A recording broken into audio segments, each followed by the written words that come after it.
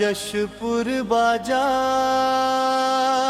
में तो के देख ली रे सजनी,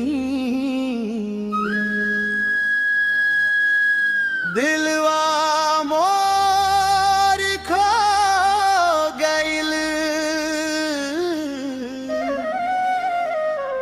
बन गेले कहानी।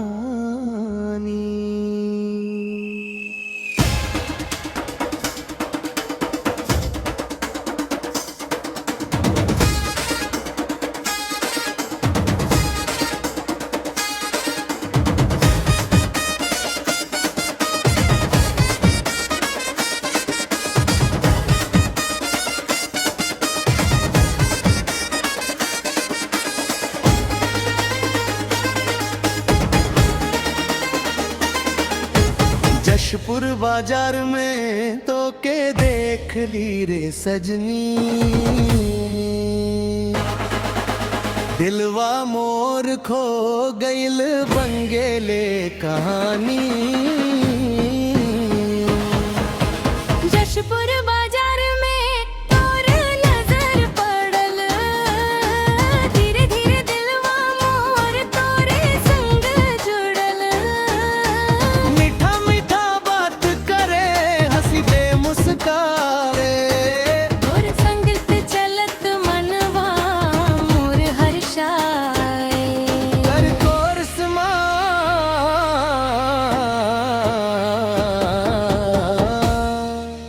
जशपुर बाजार रे जशपुर बाजार, संग रहबो हम जन्म जन्म यार। चूड़ी के दुकान में चूड़ी दिलाबो, रंग बिरंगा सपना तोरे संग सजाबो। मिठाई के ठेला से जलेबी खिलाबो, और खातिर दुनिया से लड़ जाबो। चूड़ी पहन के जब मुस्काबो मैं, दिलवा तोर धड़के रे धीरे धीरे।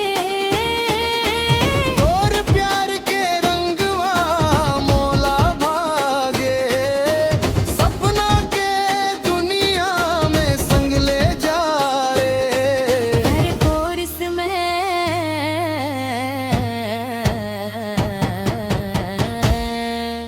जशपुर बाजार रे जशपुर बाजार, प्यार की कहानी लिखे दिल हमारे।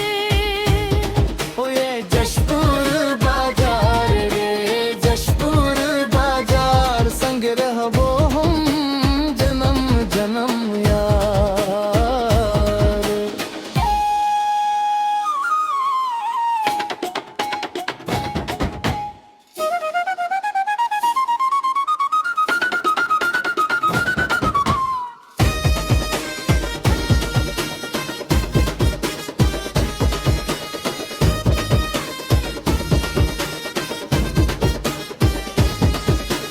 बरखा के बूंदियां जब गिरते रही, तोर हाथ पकड़ के चलते रहूं मैं। चंदा सितारा सब गवाही देवे, हमरा प्यार दुनिया भर में चमके। बरखा में भीज रे मोर सजनवा, दिलवा में बस गेले तोर सपना। रात भर तो याद सतावे, मोर मनवा बस तो के ही चाहे। तोर बिना सुना लागे संसार, तोर संग खुशियों के बहार।